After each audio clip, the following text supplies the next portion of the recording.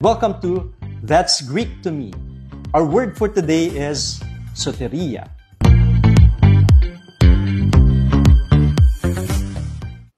Dear friends, Erene Humin, peace be with you. This is Father Joel Kamaya, Salesian of Don Bosco, and welcome to That's Greek to Me. Our word for today is soteria. The Greek word soteria means salvation or deliverance, referring to being rescued from danger or destruction. In the New Testament, it is often used to describe the spiritual salvation offered through Jesus Christ. And our key passage where this word appears is Hebrews chapter 2, verse 3. And we read, "How shall we escape if we ignore so great a salvation, soteria? This salvation, which was first announced by the Lord, was confirmed to us by those who heard him."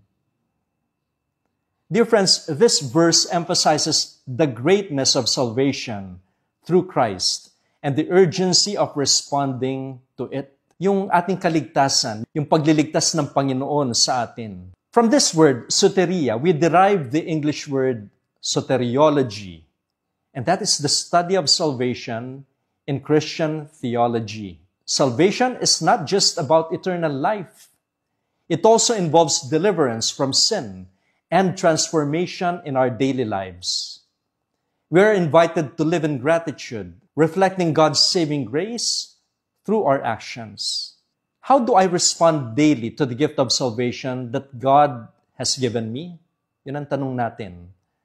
Paano ako tumutugon dun sa regalo na yan, na pagliligtas, yung regalo ng kaligtasan na binigay ng Diyos sa akin.